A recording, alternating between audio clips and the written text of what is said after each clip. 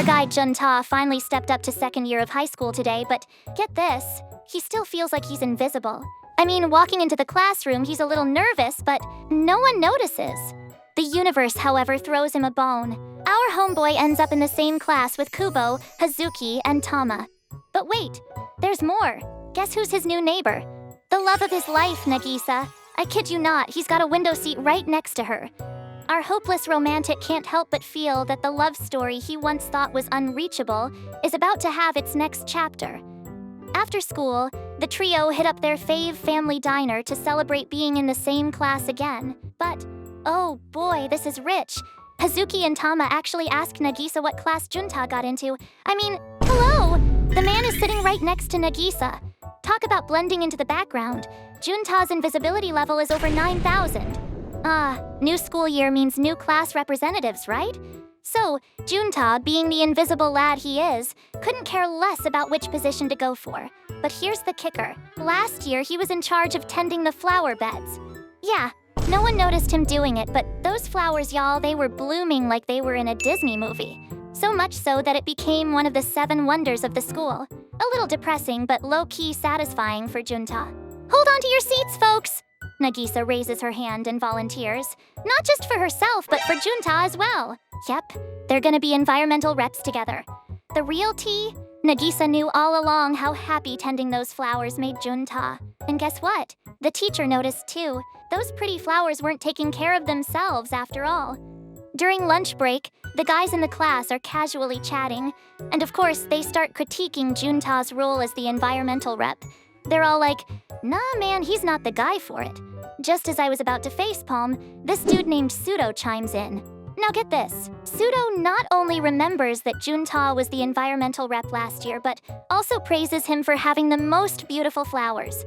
Mind you, Pseudo's own flowers were like a desert wasteland, a standing ovation for Pseudo, everyone. So, luck shines down on our boy Junta, and he ends up in the same group as Pseudo in the next class. This is where things get a bit awkward. Pseudo loses his eraser, right? Junta wants to lend him one, but our introverted hero doesn't know how to make the first move.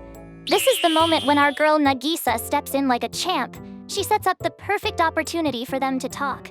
It turns out Pseudo has been wanting to ask Junta for flower-growing tips forever. He just couldn't find Junta because, well, the guy's invisibility game is strong.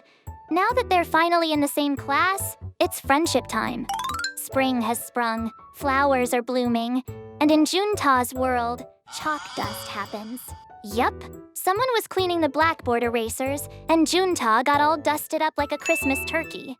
He thinks, I'll go wash my hands and clean up in the restroom, but who catches him on the way? Is Nagisa. She notices chalk dust even in the hair on the back of his head. Now here's the sweet part. Nagisa leans in super close and starts brushing the dust off his hair. She even lets Junta touch her own hair and asks him what kind of hairstyles he likes on girls. Man, talk about forward. Junta's kinda like a deer caught in headlights, but finally admits he likes ponytails. Now Nagisa's armed with one more of Junta's little secrets. Before the bell rings, the teacher announces that tomorrow is physical examination day, so everyone needs to bring their gym clothes. And Nagisa instantly picks up that Junta wishes he were a bit taller. But get this! She tells him he does look taller, and Junta is super touched. Because, let's be real, no one other than his family has ever noticed his height before. Nagisa proposes they measure each other's height. But to do it, Junta has to lean his back against the wall while standing super close to Nagisa. Our boy turns 50 shades of red, you guys. It's awkward but cute.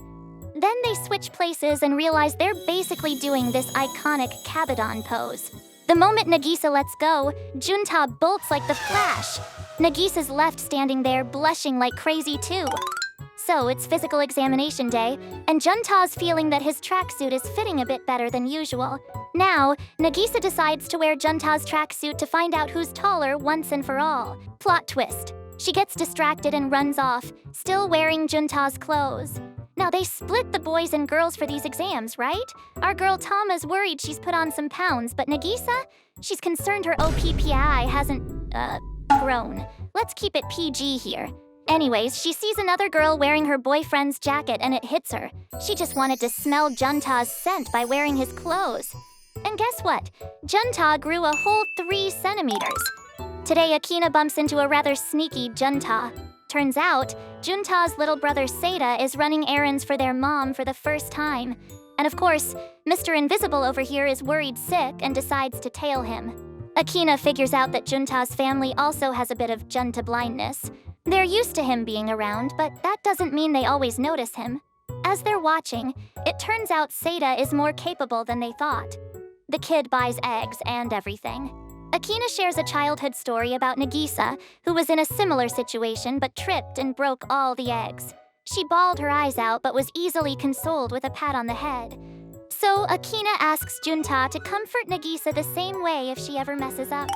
Junta's dream day is finally here.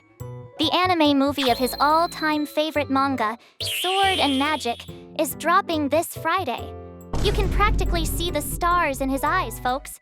Now, who should wander over but our very own Nagisa? She's not only read the manga but collected the whole series. Wait for it. Nagisa just goes ahead and decides they're going to the movies together. A spontaneous date. Sign me up. Fast forward to D-Day, and we see Nagisa sporting a single ponytail. And guys, Junta's eyes light up like fireworks. They take a train to the cinema and, the carriage gets so packed that Junta almost falls right into Nagisa. Plot twist. She wouldn't have minded one bit, but they finally make it to the destination unscathed, only to have Nagisa get chatted up by 3 troublemakers. And just when you think things are gonna go south, Junta speaks up, and these dudes act like they've seen a ghost. Hold up! Nagisa loudly declares Junta is her boyfriend. Let that sink in. The trio of troublemakers go from menacing to mushy and start cheering for their romance. They reach the theater, but bummer. Morning shows are sold out. They've got to go for an afternoon slot. But guess what? Nagisa couldn't be happier. Now they've got a whole day to hang out, making it an official date. So the lovebirds kick off their date with a coffeehouse visit, and y'all, you won't believe what Junta orders. A black coffee. Our boy's stepping into adulthood here. Nagisa's a bit taken aback, like she's seeing a whole new mature side of Junta. And let me tell you, she jumps right on the coffee bandwagon too. They get their coffees, and Nagisa's all smiles, until she takes her first sip.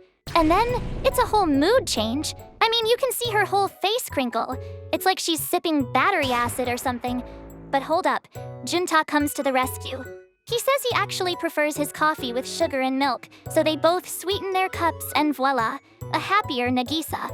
But little does she know, Junta actually enjoys his coffee black. Our boy's just being considerate. And for their next stop, a gaming arcade. Junta's on a mission to win a gachapon toy for his younger sibling Seda. But sadly, his luck's a no-show. Nagisa, on the other hand, nails it on her first try and gifts it to Seda. What a sweetheart. But the day's not over. They go shopping, hit up a stationery store, and before they know it, it's movie time. Once they're seated, Nagisa can't take her eyes off Junta. I mean, he's as happy as a kid on Christmas morning. She wishes that he'll show the same range of emotions when he's with her, too. After an unforgettable day, Junta walks Nagisa home. And hold your horses, Nagisa actually shares her feelings. She wants to go on more dates, visit more places, and guess what? They pinky promise on it. Little does Nagisa know, Junta's been blushing and nervous this whole date.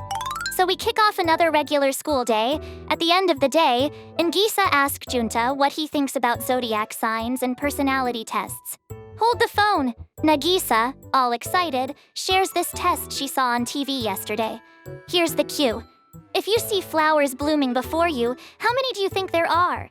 Junta answers with just 1. Y'all ready for this? The answer's supposed to reflect the number of significant relationships you'll have in your life. Nagisa's over the moon like, yes, I've got dibs on being his one and only. But Junta's got his own worries. He's thinking, so if I ever go through a breakup, does that mean I'm gonna be lonely forever? They both decide to take another quiz online for fun. The question this time, how many kittens do you think are playing in the room? Junta says 2, while Nagisa's all in for the more the merrier. Why? Because kittens are just that adorable. And hold your horses. The number of kittens supposedly stands for how many kids you want in the future. Nagisa pretends to play it cool, but as soon as she turns the corner, she's blushing like a tomato. Alright, today is a huge day for Junta, you guys. It's his birthday. So there's Junta, minding his own business, wondering if he'll even get some cake today when, bam, Nagisa swoops in like the angel she is. She hands him a chocolate with happy birthday written on it. Hold on, someone actually remembers his birthday? For real? Well, it turns out Akina found Junta's student ID, which had his birthday on it. Sly, huh? But wait, there's more. Nagisa hands him another chocolate that says, "Check the drawer." And what does he find? A gift, specially wrapped by Nagisa herself. He opens it up, and it's an axolotl plushie. Now I know what you're thinking. Isn't that a little too cutesy for a dude?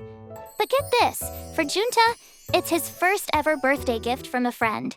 He's over the moon, y'all. Finally, he asks when Nagisa's birthday is, and she tells him it's August 2nd. Mark your calendars, cause now we know Nagisa is already looking forward to how Junta will make her birthday special. Lately, Junta's noticed something a little odd. He's getting mentioned more and more around school. Wait a sec, how come Nagisa noticed him from the get-go? Well, cue the flashback music, folks. Nagisa reveals she actually got curious about Junta back in middle school. Tama was in the same class as Junta back then. So when she saw an old class photo, she noticed Junta and his, subtle presence. She's like, can I actually spot this guy in real life? Lo and behold, they end up in the same high school class. But here's the funny bit. Because Junta's basically a human Easter egg, all sorts of hilarious misunderstandings and comic incidents keep happening in class, making Nagisa even more intrigued. Then one day, the teacher decides to rearrange seating by drawing names. Guess who ends up sitting next to Junta? Yep, it's Nagisa. And when she first greets him, Junta is flat out stunned. Like, he's never had a classmate voluntarily acknowledge his existence before. Can you imagine? This is the epic How We Met story of Junta and Nagisa, and I'm here for it. Aren't they just the cutest odd couple ever? Makes you really look forward to what's in store for them, right?